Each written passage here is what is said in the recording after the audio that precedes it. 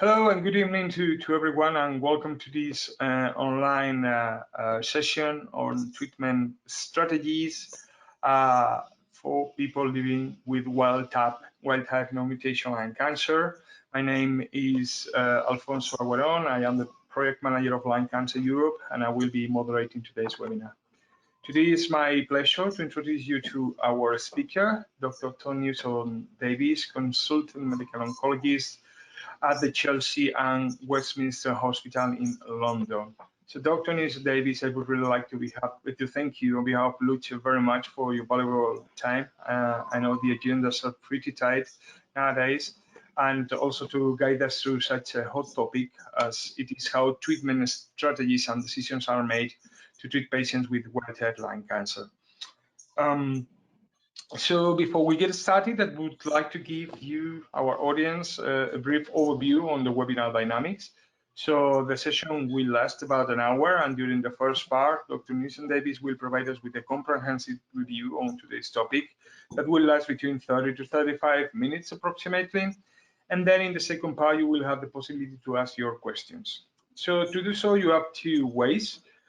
If you would like to make your questions live by using your microphone, you just have to press the raise hand icon in the panel of the application that you just downloaded to join the webinar. And so I'll unmute you when it is your turn. If you prefer to send your questions in writing, please do so by using the Q&A or the chat window, and I'll pass them to our speaker at the Q&A time. So being said that, and without further ado, I wish you all a very fruitful session. And Dr. Newson-Davies, I give you the floor. Thank you very much. And thank you very much for asking me to be part of this. Delighted to speak to Lung Cancer Europe. As you may know, the UK made the stupid decision to leave Europe last year. Please be rest assured that from a professional point of view, all of my colleagues in oncology remain very dedicated to working with our excellent colleagues in Europe. So this was a political, not a medical decision. So I'm going to talk to you about treatment strategies in non-mutation driven lung cancer. I'm really grateful and thankful to be asked to do this. I've talked a little bit to Alfonso outside of the meeting. I understand there's a bit of a range of lung cancer knowledge. From those of you who perhaps know a little bit less, perhaps first webinar you've been to those who are perhaps more experienced and perhaps even some professional patient advocates. So I'm going to try to cover a broad range. So apologies if some of it is a bit basic for you. You can sit back and be pleased you know everything. And also apologies if some of it may be a little bit more than you're wanting, in which case you can just tune out. I'm going to try to cover both bases. I am going to mention survival data. I'm going to mention data that talks about how long people with lung cancer live. I appreciate that may be upsetting for some people. I will try to give you a warning before I do so, although everything I say is very generalized and it is within the context of clinical trials. So that's that warning done. These are my disclosures of companies I've worked with over the past few years. So I'm going to start off at the beginning. I'm going to talk about what is non-small cell lung cancer, which I've been asked to talk about. So non-small cell lung cancer represents most people with a lung cancer diagnosis in the world, about 80 to 90%. The rest of them have small cell lung cancer, and I will not be talking about that during this presentation. Non-small cell lung cancer is a bit of an old-fashioned term, actually, but we do still use it. And it can be broadly broken down into two things, as you can see on the left-hand side. You can see it says non-squamous, and that basically means adenocarcinomas and rarely something called large cell carcinomas. The other side of it is squamous cell carcinomas, and it's these types that make up non-small cell lung cancer. You can see roughly the proportions of each. We don't see very much large cell, mainly we see adenocarcinoma and a little bit less squamous cell, depending a little bit on where you work. So lung cancer treatment has evolved, and it's evolved over many years. In the 1970s, when I was but a baby, there wasn't very much going on, actually. There was some surgery for patients who had very early stage lung cancer, and there was some fairly basic radiation therapy, but it was fairly basic, and really for patients with advanced stage lung cancer or metastatic lung cancer, there was not very much to help beyond some palliative radiotherapy. And it was the 1980s that chemotherapy began in lung cancer, and it evolved slowly into the 90s. And by the 1990s, the late 1990s, we were beginning to use combinations of 2 drugs. And that's where we were at that point. Around the 2000s, targeted therapy began to come along. And I still remember the first patient I saw who received a targeted therapy, which was gefitinib or Iressa, and that was a long time ago. And then up to present, we've seen this huge explosion in treatments. And the explosion in treatments has been predominantly the next generation targeted drugs. And I believe my colleague, Professor Popat's going to be talking about that. But also, most pertinent to this, immunotherapy, which really is the game changer we see in lung cancer. So I'm going to talk my entire talk about advanced stage lung cancer. And what that means is a lung cancer that has spread to more than one place. So in this cartoon here, you can see in the middle of the chest, I don't know if you can see my mouse, but if not, the middle of the chest, you can see an orange lump that represents the primary tumor. And if you have metastatic lung cancer, that could have gone to anywhere outside of the chest. That might be the lymph nodes in the neck, it might be bone anywhere, it could be lung, it could be other areas such as the liver. So metastatic disease, and everything I talk about is metastatic disease. Sometimes people classify that about stages, and if you are familiar with staging, we're talking predominantly stage 3B and C disease and stage 4 disease. So the aim of treatments here, unfortunately, in the great majority of patients, is palliative in nature. And what that means is to shrink down the disease, improve quality of life, and prolong survival. This is a really important part of what we do, but it is very rare that these treatments are palliative. And I mentioned that at the beginning of the talk in the same way I also mention it at the beginning of my consultation with my patients, just because it's a really important thing to be open about. Yes, we can do things, and yes, we can help, but we have to be open about the treatment intent. That's the case in the majority of cases. So let's look back in history a bit. When did chemotherapy start? Well, as I mentioned, it started in the 1990s, but it took quite a long time to actually prove it was worth doing chemo at all, which might seem strange because you might think we've been doing this for hundreds of years, but we haven't. And in fact, there was one study called the Big Lung Trial, which is a fairly basic name for a trial, which was really just before the 2000s, but it was published around 2000. And that was the first study that showed 2 really important things. Number one, it showed the fact that if you gave chemotherapy, you could improve someone's survival. And you can see there, here's a warning that we're going to talk about survival, that it improved the average survival back in the 2000s by about 2.5 months, from 5 and a bit to 8 months. And that may not seem very much, but actually proving that was very important. But we can see treatment was hard. I've written there that only 2/3 of patients actually received 3 cycles of chemo. 3 cycles of chemo is what they were trying to, was what they're trying to do. But actually it was a hard treatment. We didn't have very good anti-sickness drugs, for example, so lots of people stopped treatment. But despite that, it showed the other really important thing, and that is that chemotherapy can improve quality of life. So in the graph here below, where the black squares are above the line, chemotherapy was improving that symptom, and where the black squares are below the line, it was making those symptoms worse. And have a quick look across, and you can see that it was improving global quality of life, or QOL. It was making people more tired, I think, hence the physical functioning going down, but it was making pain better and perhaps breathlessness better. So that was a demonstration that chemo could make people live longer and feel better, but there was lots and lots of room for improvement. So the next stages and the next development really was when I arrived as a trainee in oncology in the beginning of the 2000s. And we had various combinations of drugs. And on the left is a graph called a survival graph. So another warning, this includes some survival data. And sometimes these are called Kaplan-Meier curves. I'm going to show you a couple of these. I just want to explain something about them before I do. On the vertical axis is the percentage of people in a clinical trial who are alive. And on the horizontal axis is time, and this time measured in months. And what these trials do is they work out, according to the treatment, how people get on. And unfortunately, although at the beginning of the study, of course, everyone is still alive, as treatment go on, patients unfortunately die because this is advanced lung cancer, and the trialists are monitoring those and trying to work out which of those 4 different chemotherapy regimens you can see listed with various types of dotted line are better. And I don't think you need to be an oncologist to say there's no difference between any of them. You can't tell the difference, and I can't tell the difference. That was an important thing because we had these new drugs coming through. We didn't know which was better, and actually it transpired, didn't matter which you used as long as you used 2 drugs together. The other thing I'll often talk about is median survival or average survival. This is a really bad way of describing how effective a treatment is, but it's about all we've got. And just to explain what a median survival is. What a median survival is, they take the survival, which is the case at the 50th percentile of patients.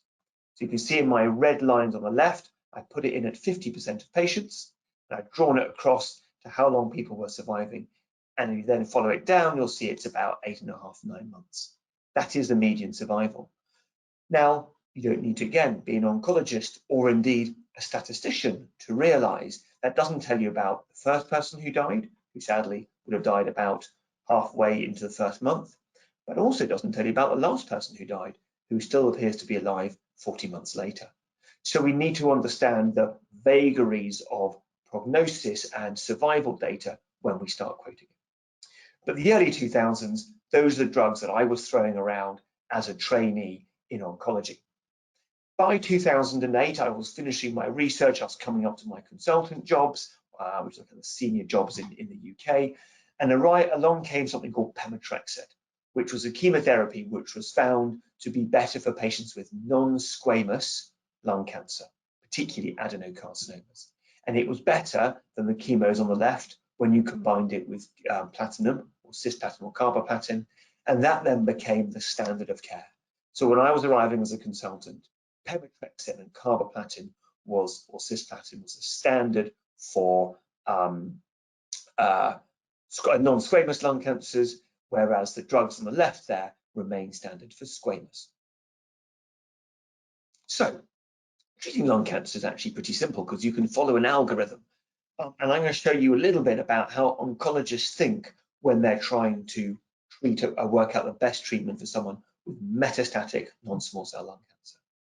The first question we ask is there a mutation? By which I mean, is there a gene where there has been a mistake, a mutation that is driving the cancer to which there's a targeted treatment? Things like EGFR, ALK, ROS1, among others, and there are others. If there are, then you're going to use a targeted treatment against that, and I'm not going to talk about that again because that's a talk of my other colleague, and that's mutation-driven lung cancer. What I'm going to focus on is the patients in whom there is no driver mutation, and that represents, depending a little bit on what you're looking at, around 75% of patients. So when I get that molecular test back saying there are no other mutations, the first thing I'm going to ask is what's the PD-L1? And PD-L1, as I'm sure you know, is a marker on the cancer cell that tells you and me how effective, broadly speaking, immunotherapy might be. And if the level is high, it's expressed in over 50% of cells at a high level, then I'm going to choose single agent immunotherapy by itself, probably pembrolizumab, but I will tell you a little bit about that in a second. Now I'm going to explain to you immunotherapy in one picture, okay? This is a cartoon, a depiction of how your immune system, in blue at the top, attacks a cancer cell in red at the bottom. And this goes on all the time. Not only is your immune system in blue attacking cancer cells in red, but also your immune system, still in blue, will attack any cell which has been infected by a virus or bits of bacteria, also in red. So it's actually the same process. What happens is your immune system recognizes bits of tumor cell on the surface of the tumor cell. You'll see on the top of the red tumor cell, there's a green thing with a red blob on it. That is bits of cancer cell protein shoved on the top of the cancer cell, like a number plate on a car saying, this is what I am. And the T cell, the immune cell, comes along and recognizes that and says, I don't like that. There's something about that isn't right. It's not me. It's not normal me. But before the immune cell can get really excited and start attacking that cell, it needs to have some other signals, a bit like a safety catch, to make sure it doesn't go off by mistake without looking properly. And those are the molecules there on the right. There's one called CD28 and one called B7. It doesn't really matter what the numbers are. The message is you need two signals in order to get your immune system to attack something foreign, whether that's a cancer cell or a virally infected cell with COVID in it, for example, or a bit of bacteria. So you need those two signals. That's a really important way of making sure the immune system doesn't get too excited, doesn't get overexcited and attack everything for no reason, because that would be a disaster. Similarly, once it's switched on, you have to have a system to switch it off. That is what's on the left. You see it says PD-L1 and PD-1. When those two things interact, those bits join, it switches off the immune system. It switches off the blue cell. Really important to turn off our immune system when it's all done. So when annoying oncologists like me, there we go, talk about PD-L1, there's a picture of me being an annoying oncologist and blah, blah, blah, PD-L1. That's what I'm talking about. I'm talking about that thing on the tumor cell. Because what the tumor cell does, often does, is it has loads and loads and loads of PD-L1 on its surface. And it does that. So when the immune cells come along, yes, they recognize it's a cancer cell, but the PD-L1 switches off the immune system. So the tumor cell can escape the immune system, and that's how they can continue to survive despite our best efforts. And all the immunotherapies I'm talking about are interacting with these pathways, trying to get the T cell, trying to get the immune cell to be as active as possible, either by blocking the PD-1, PD-L1 bit, or distracting pathways which slow down the switching on of T cells. So you might want to think of it a little bit like cutting the brake cables on a car. I know cars don't have brake cables anymore, but you know what I mean. If you cut the brake cables on a car, the car is just going to keep going. And we're trying to do that with immunotherapy for lung cancer to get it more excited, because we know the immune system can see the cancer cell. So there you go, immunotherapy in one picture. I spent 3 years doing an immunology PhD, and that's my conclusion from it. So I'm going to tell you about the patients I just mentioned, the patients who have a high PD-L1 level, over 50%, who have non-small cell lung cancer. And in pretty much every tumor board, every multidisciplinary team meeting in Europe and the West, and hopefully where the drugs exist, high PD-L1, the oncologist is probably going to say, I'm going to give immunotherapy by itself. And the reason we do that is because it's better than chemotherapy. You will now recognize this survival curve or this Kaplan-Meier curve, and you will see that patients who got the immunotherapy in the purple line have done better than patients who got chemotherapy in the black arm. And you can look at the average survival or the median survival, follow the dotted line along, and you'll see that patients who had the immunotherapy, on average, their survival was 20 months, which is better than patients who had chemotherapy, where it was 12 months. Bearing in mind, these are averages from clinical trials. These are not numbers that reflect any particular patient members in the audience. You will also see, for example, a grey dotted line at 24 months or 2 years. That's often called a landmark survival. And pick out survivals at 1, 2, 3, 4, 5 years. And you can see the percentage of patients alive at that stage. So there is no doubt that immunotherapy is better than chemotherapy. And that is why we use immunotherapy as a first-line treatment if PD-L1 is high. This drug's been around for a while. The very first studies it's recruited were sort of 8 or 9 years ago now. And I'd like to look at the left-hand graph only, please. The left-hand graph is, again, a Kaplan-Meier curve. Don't worry, I have got other graphs. It's a bit Kaplan-Meier heavy at the moment. I want you to look at the vertical dotted line at 60 months. That's 5 years.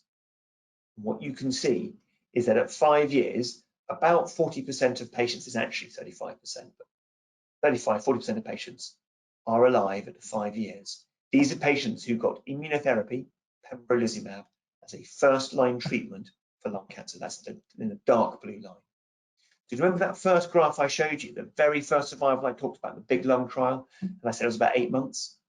Here is a treatment where a significant number of patients can expect to live to 5 years. This is extraordinary developments. This is amazing things. I've been seeing patients this morning in clinic, and I have patients who are doing as well as this. So it's not everyone, unfortunately, but there are a significant cohort who do brilliantly, and this is why immunotherapy by itself remains the standard of care if PD-L1 is high. What about side effects? Oncologists love a Kaplan-Meier curve, you know, like that, we draw these things, we get very excited, but actually what's equally important, maybe more important, is quality of life and side effects. And the fascinating thing about immunotherapy is that it has better side effects than chemo. So look at the two right-hand red boxes, please. These are a list of side effects graded as severe to life-threatening, grade 3 to grade 5. The left-hand one is for patients on the immunotherapy, the trial I've just shown you, and the right-hand one is from the chemotherapy group. And if you run down the numbers, you will see that numbers on the right are bigger than numbers on the left, because immunotherapy has fewer side effects than chemotherapy.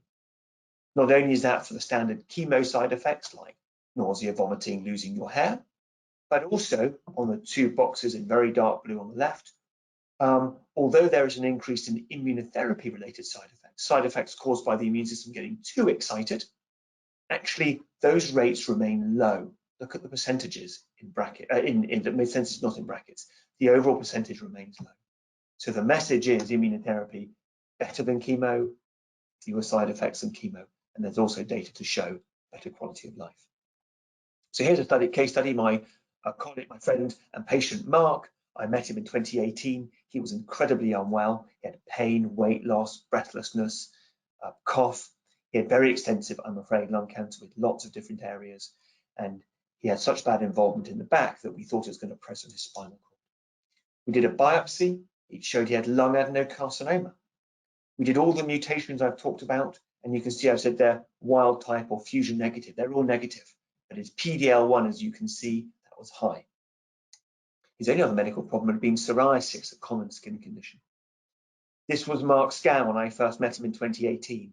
In the top left-hand picture, you can see, I hope, you see my mouse, maybe you can't.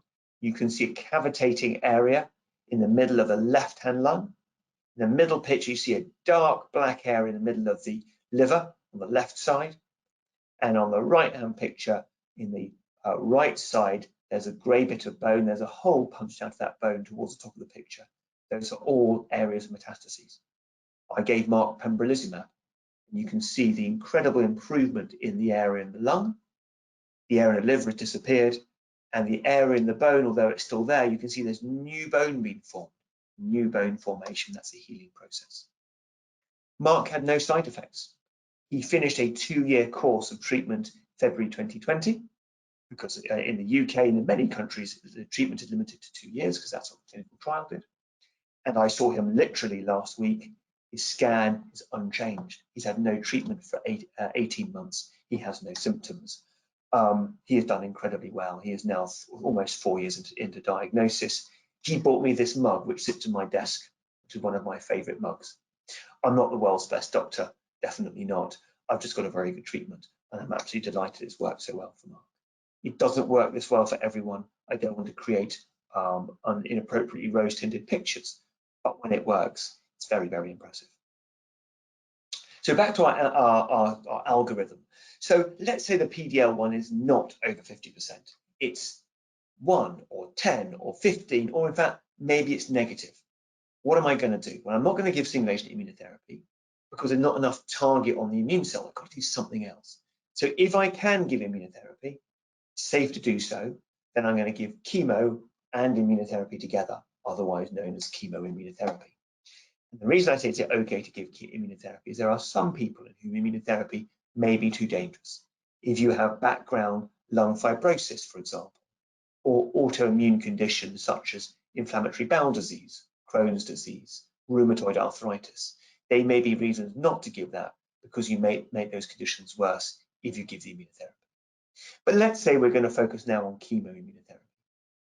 For non-squamous cancers, adenocarcinomas mainly, we're going to give a combination of pembrolizumab, you've just heard about, pemetrexed, the chemo I told you worked well in non-squamous cancer, and platinum, cis or carboplatin.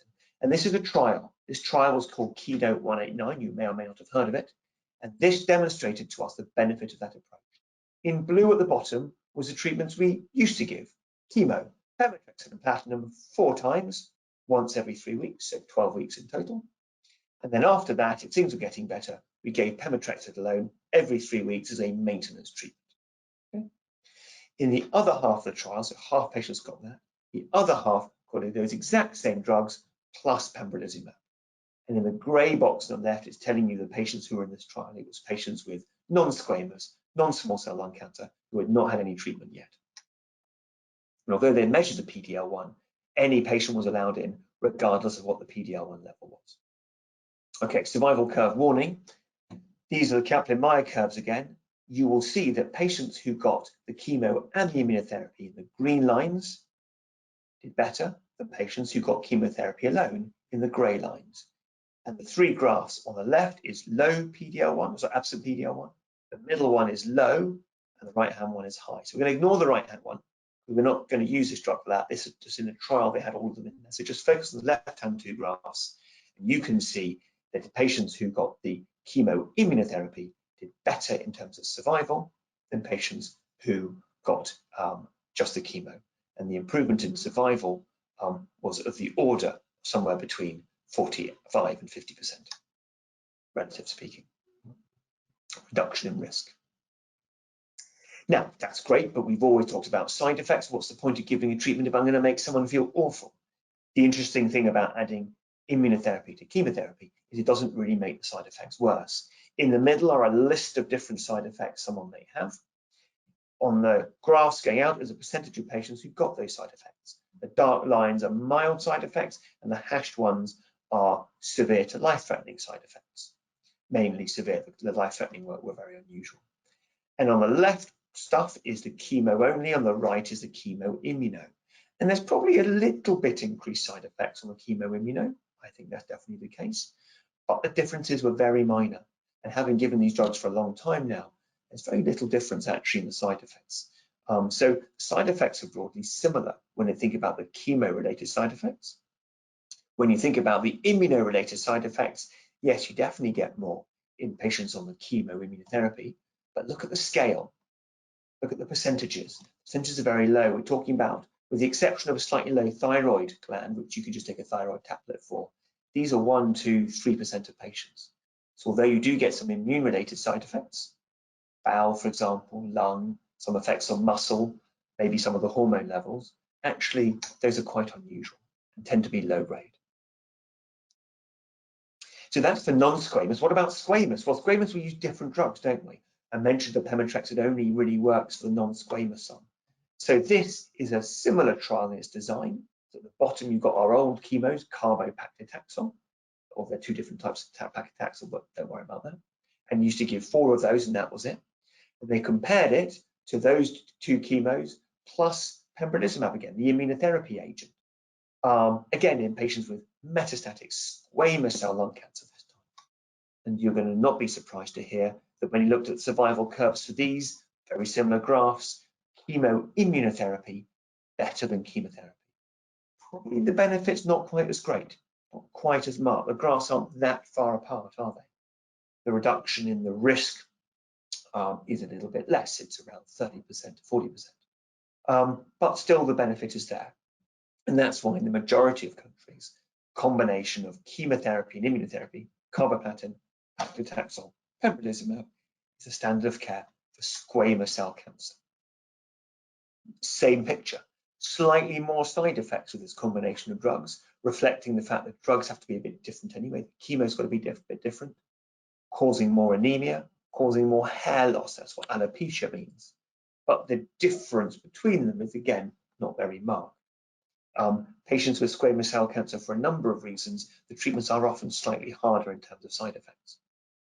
But also, the really important thing about these studies is if you look at quality of life has improved. Now, I've been trying to find a picture to show quality of life, and it's really difficult to do because lots of quality of life data is tables and numbers, and it's not great. But I found this one. This is for the non-squamous patients. In green, having the chemoimmunotherapy, and in grey, having the chemotherapy alone. What we're looking at is the percentage of patients where there has, without any deterioration in symptoms. And the symptoms are a kind of composite of symptoms, and these are ones which have been reported by the patient-reported outcomes. And you can see that if you're on the chemoimmunotherapy, the percentage of patients without symptoms getting worse is higher than patients on chemo. It's not an earth-shattering difference, but actually quality of life is better. And that, of course, is combined with prolonging survival, which is the focus of what we want to do. We want to make people live longer and feel better. So I think we can do that in the majority of patients. We have to be open. It's not for everyone. Some people do get bad side effects. We do impact on quality of life. And then we need to be revising what we're doing and deciding whether we should be changing or even stopping. These treatments don't work for everyone, but on the whole, in the majority of patients, that is where we believe the benefit of such regimens are. So the more experienced of you, the guys have been around and seen some conferences, done your reading, as I'm sure you all have. I'm always amazed by the knowledge everyone has. Maybe thinking, what else, Tom? What other things are going on? Well, it may be that your oncology department is going to reach for atezolizumab, not pembrolizumab, as a first-line treatment. That would be a reasonable thing to do. Basically, it's very much the same as pembrolizumab. It's coming a bit later. The data is very similar. It's perhaps a little bit cheaper in some areas of the world, so you may be getting that. I think that would be entirely reasonable. No problems with that. Some of you may recognize this long combination of carboplatin, paclitaxel, bevacizumab or Avastin, which is a drug which attacks the blood supply of the cancer, and the immunotherapy agent atezolizumab. That goes by the acronym IMpower150 sometimes. That was a trial name, sorry. That's also an option, but I think it's fair to say that some of us have concerns about the toxicity of the 4 drugs. It can be hard work, not every time, but it can be hard work. And it's largely limited to patients who have an EGFR mutation and they've run out of EGFR tablets options, that those have been finished. So that's another option, but perhaps a little bit less commonly used than the ones I've just described to you.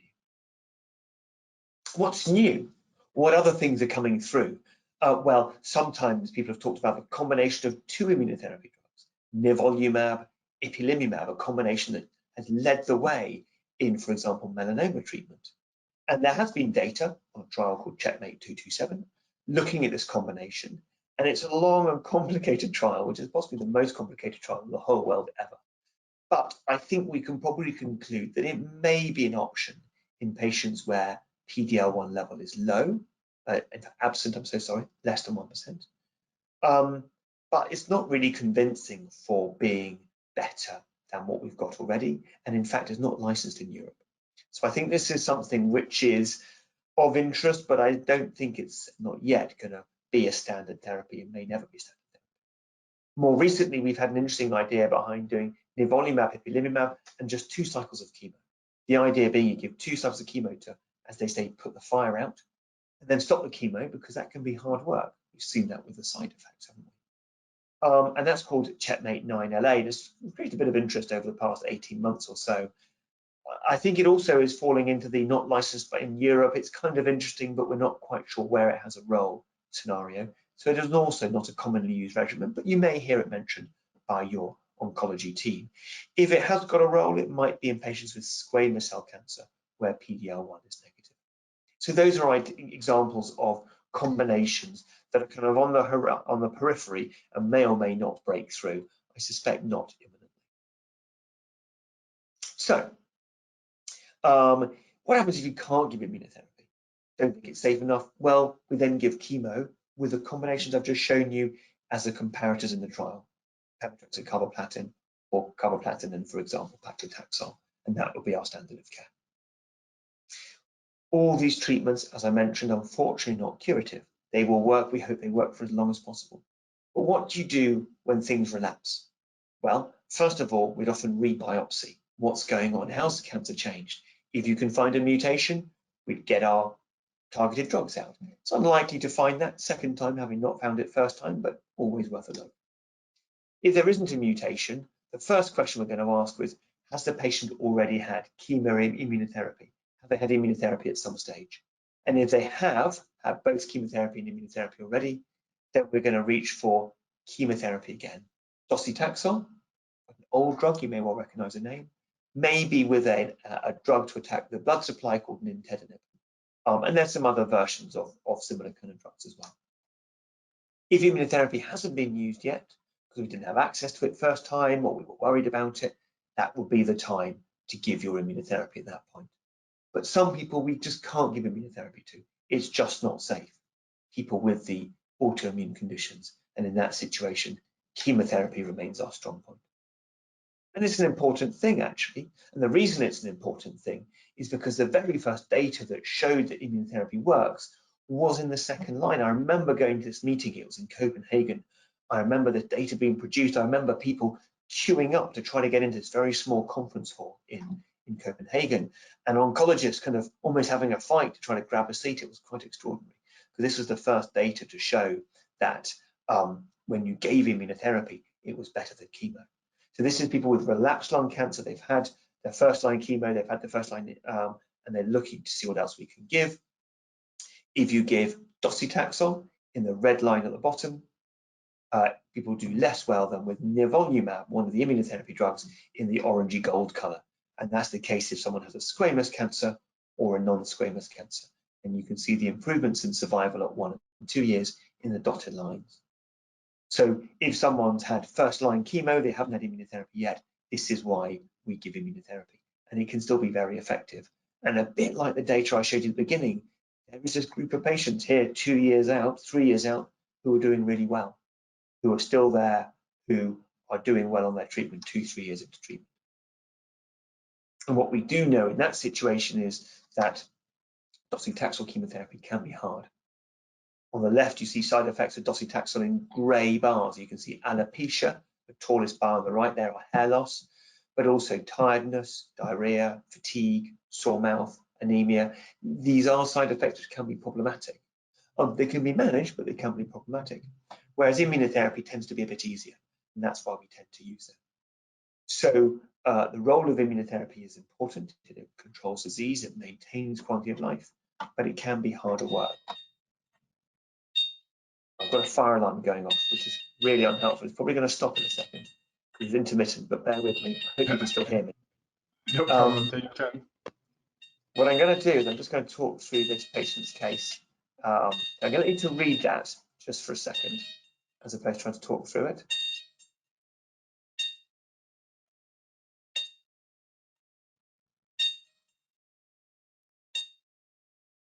It's probably a bit more noisy on your side, not here, because for some reason the microphone, so we can hear your voice well, yeah.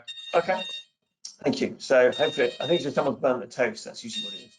So this lady came to me back back in 2016. She'd been treated at a different hospital where she, at only 48 years old, she had presented with multiple brain metastases and a right lung mass. All I knew about her was her PD-L1 was high. And the reason I say that is I managed to get onto an early access program for nivolumab immunotherapy before the drug was available. So all we needed to know was someone was PD-L1 positive. She'd had some first-line chemotherapy in a neighboring hospital. It hadn't worked. She'd had some brain radiotherapy. Things had got worse. They'd stopped treatment and referred her to the palliative care team. I thought she was too well for that, and we started immunotherapy. And this was Caroline's scan in February 2016 with a mass in the right lung. I don't know if you can see my mouse, but on the right side of the big black area in the right towards the bottom, you'll see a gray area, that's the lung cancer. And in the brain, you can see on the left side of the brain, there's a circle about halfway up, and that's a brain metastasis with some swelling, which is a gray area around it. Your eyes don't deceive you. Yes, that is indeed a scan from September 2021, showing the cancer has shrunk down in the lung and is almost not visible in the brain. This lady is still on treatment. I've been treating her for more than 5 years. We have access to the drug as an ongoing fashion. The duration of treatment is very uncertain. We don't know how long to optimally treat these patients. And Caroline is really keen to continue treatment. She does not want to stop. And so we have continued. And she remains well. So it's a second-line immunotherapy. It can still have really good benefits. But bear in mind, although second-line immunotherapy is the first time she has received this class of drug. So finally, I have our algorithms. This is the NICE algorithms. NICE is an organization in the UK, independent organization that assesses the cost effectiveness of medicines. Oh, Fire alarm again. Oh, good. The interesting thing about NICE is they take a cost effectiveness analysis, and a third of healthcare systems in the world follow what NICE say. So what I've been talking to you about was adenocarcinomas at the top. PDL1 high, you can see as a right-hand purple box. If your PDL1 is high, you go down to pembrolizumab, as I mentioned. And when that has run its course, you get chemotherapy, as you can see. Different variants on that, but either pemetrexed carboplatin or chemotherapy and immunotherapy. When that has run its course, docetaxel chemotherapy.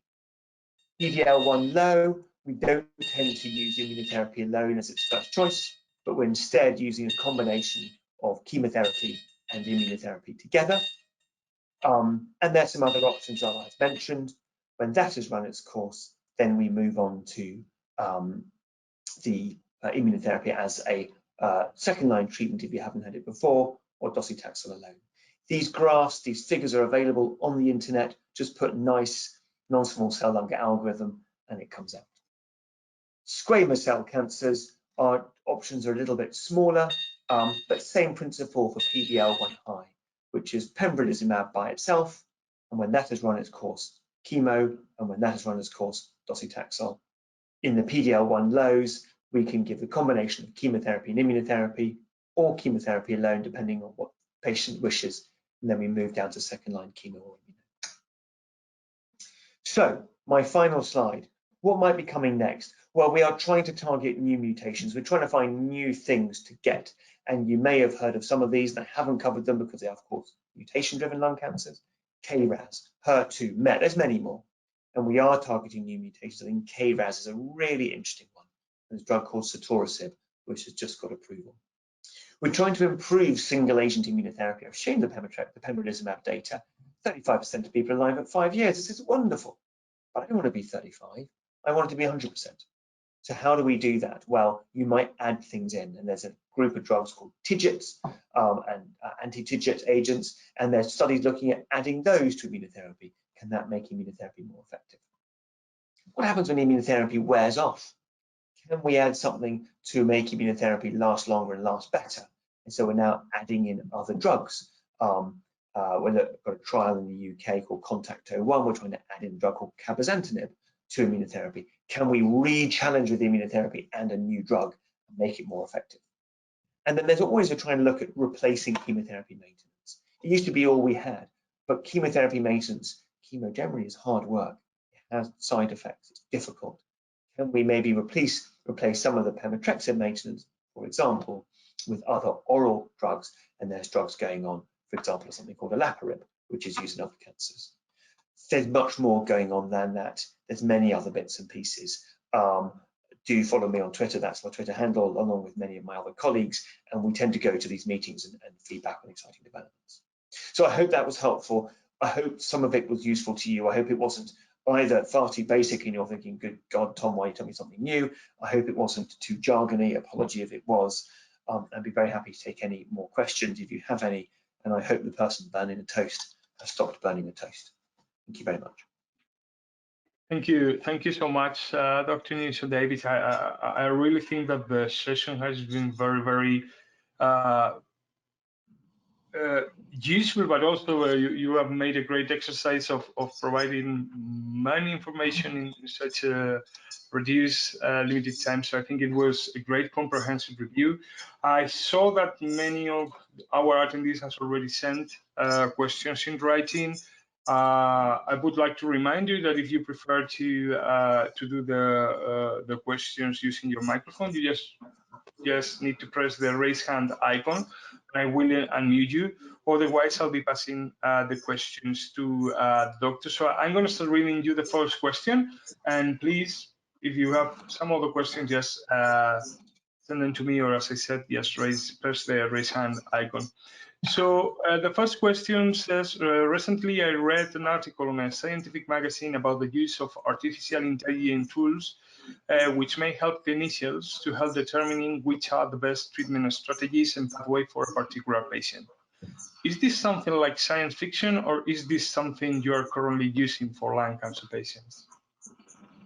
It's not something we're currently using. I think artificial intelligence comes in various aspects, and I think we will use it more and more. We're definitely going to be using it and beginning to use it in interpretation of scans, particularly lung cancer screening, because it's very good at looking at images, CT images. At the moment, the way we do it is based on the factors I've just mentioned. There is always a suggestion that if you can take the cancer cells and expose them to different drugs, you can work out what those cancer cells are sensitive to, and you could perhaps base your treatment pathways on that.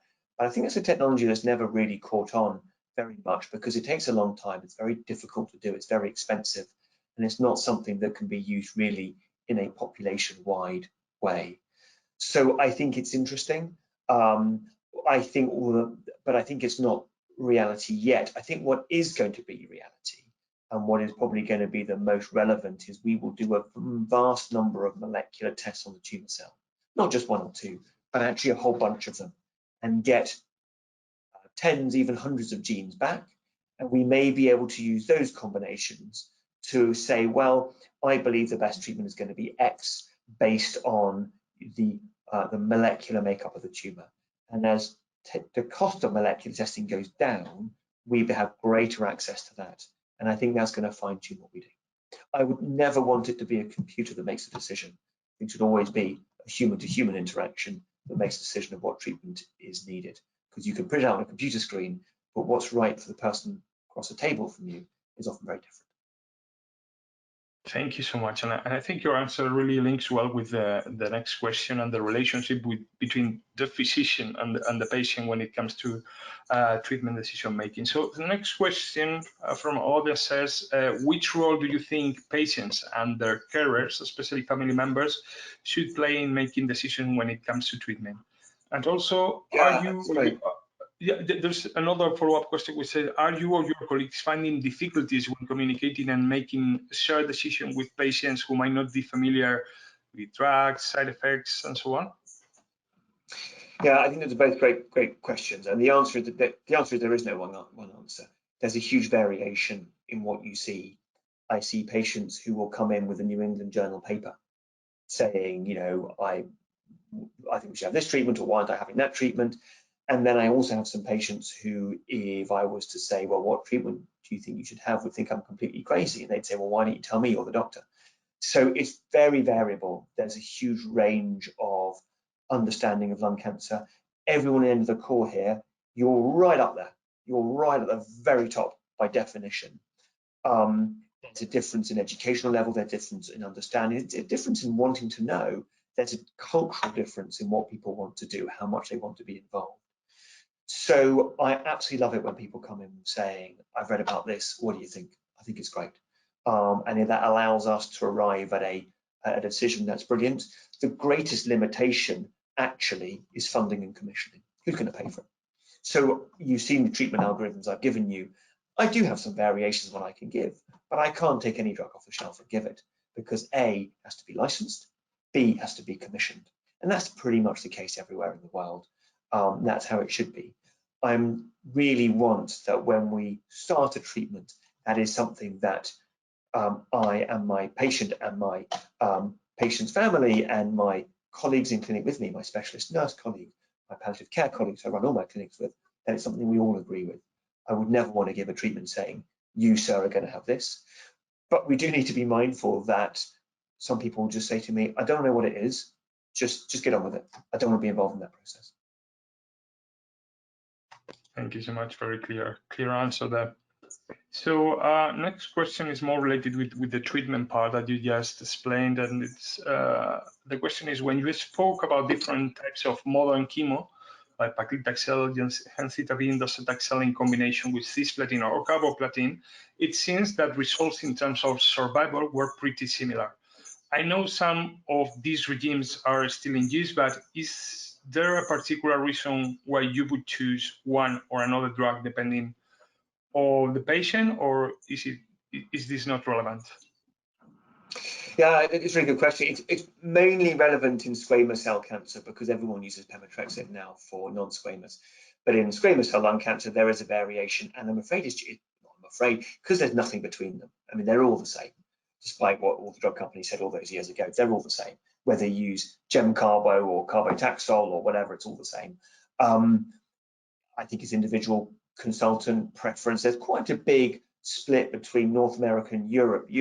And I do include the UK in that because we're always part of Europe, certainly emotionally and culturally. So Europe and UK tend to take a similar approach. America's slightly different approach. Institutions tend to like one or the other, but I think there's no meaningful difference. And I think if your consultant has chosen Carbotaxol, and you know someone in a different country or different town who's on Gemcarbo or Gemcis, they're all the same in terms of effectiveness. Thanks for that. And just to support you, I mean, United Kingdom is still part of Europe, maybe not the European Union. And let's see what sad. And a really important thing to say, which is the UK remains part of all the European cancer congresses, European research, European collaboration. So it is a very political thing, and we would never want anyone to think that the oncology community is any less engaged with our European and international colleagues. We're not. Good point raised. Okay, we still have a few questions and a few minutes left before we close the session. So the next one says, do you think that some of the patients who are now considered to have a wild-type lung cancer might be having a mutation which hasn't been already discovered? Or did you consider that most of the major mutations are now identified and the remaining ones would be just a marginal and very reduced number of patients? Yeah, great question. Yes, I think they may. It depends a little bit when you did the testing and what was done. I definitely have people I've gone back and tested, and there are rare mutations now in NTRK fusions in this kind of business, where they're rare as hen's teeth, as they say, but you can still find them, and their technology to find them wasn't previously there, and things have changed. So what I would say is, in particular, in someone who's never smoked or has a minimal smoking history, I would always repeat the biopsy and molecular analysis until I understood why that occurred. I'd need to have a mutation saying, this is why it's happened. And if the testing was old-fashioned, so we used to do EGFR testing on something called PCR, or polymerase chain reaction. If it's a bit old-fashioned, you can miss loads of mutations. We should be doing NGS or next generation sequencing.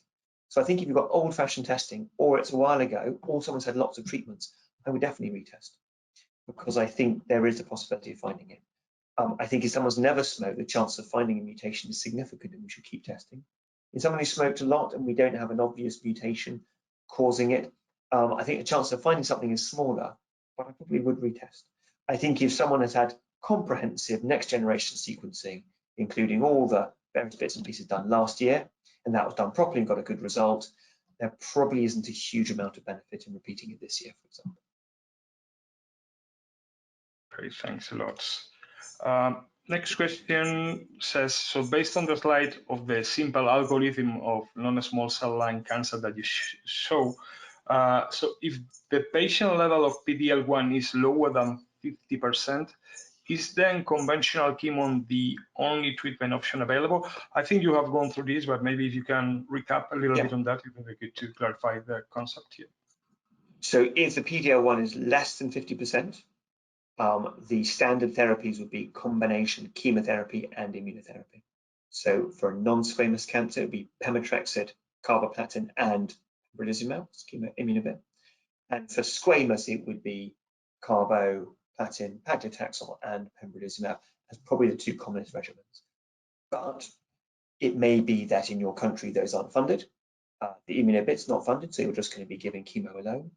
Or it may be that because the immunotherapy is going to cause problems for other health reasons, you just use chemo alone. But it is the case that I would suggest 90% of my patients with non-small cell lung cancer are either having immunotherapy alone or chemoimmunotherapy as their first-line treatment. It has totally revolutionized what we do. Thank you so much. And the next question, we have two questions left. The next one is also related to immunotherapy. And the question says, is there a particular reason or reasons why you decide to use different anti-PD-1 or anti-PD-L1 drugs to treat a patient? And if so, are there patients who might benefit more than others to use one or another drug? And I know you mentioned in your slide different types of anti-PD-L1, so maybe that's where he was. So the way it works usually is that most clinicians use a particular drug based on the first trial that came out and showed the benefit.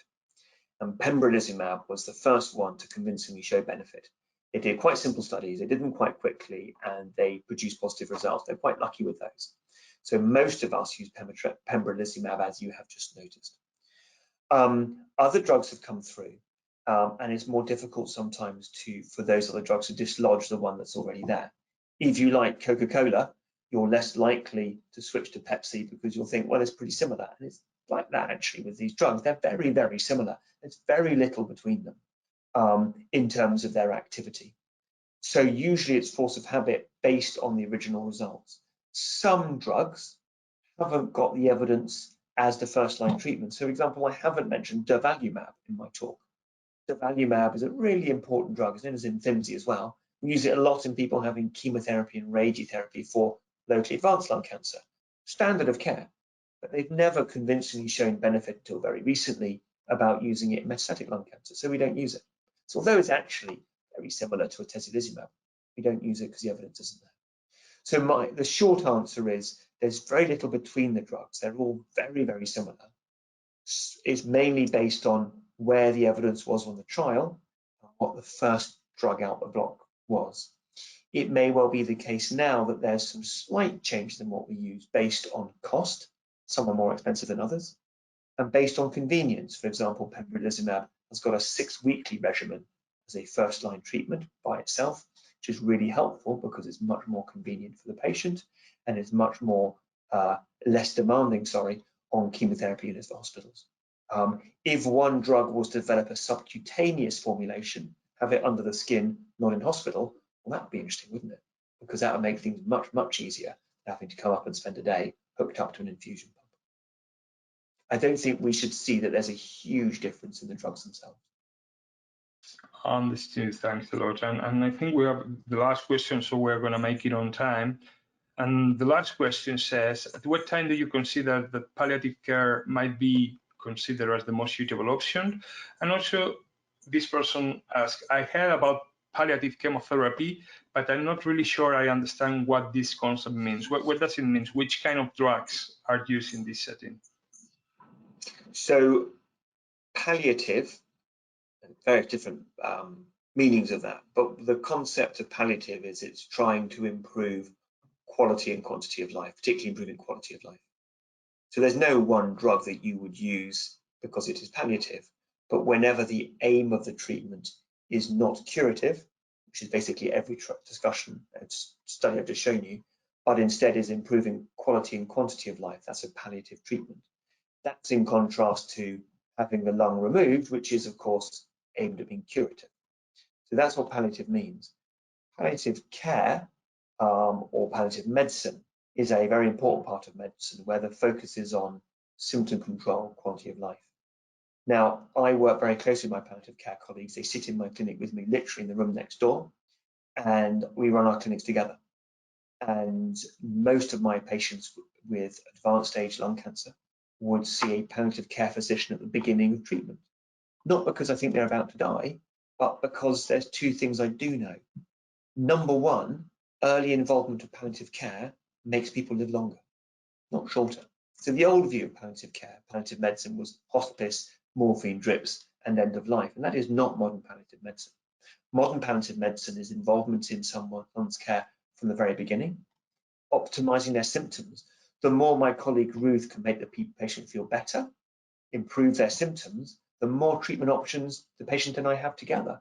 Therefore, the better they do. And there's some really interesting studies, quite old now, but really interesting studies showing that early palliative care involvement makes people live longer and live better.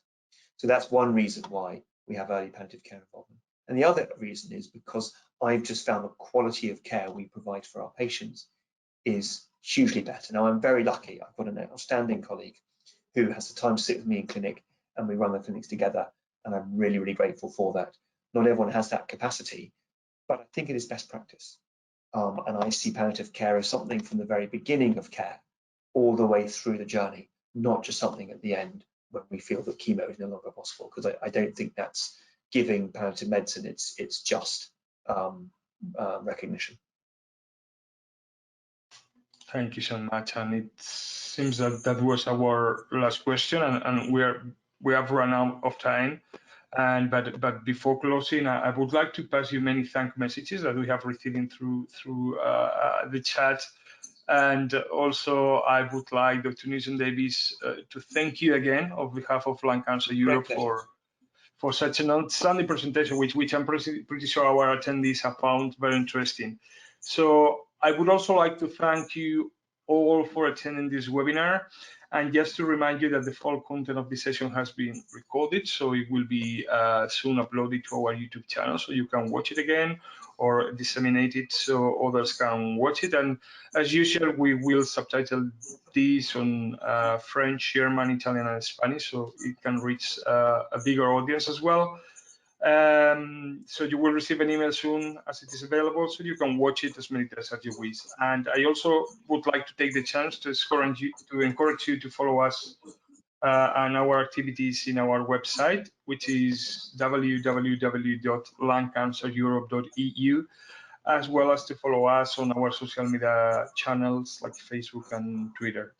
So with that being said, I wish you all a very fruitful evening, and I really look forward to meeting you all in our upcoming webinars. Thank you so much. Thank you again, Doctor, and have a great evening. Thank you very much. Bye-bye. Bye-bye. Thank you.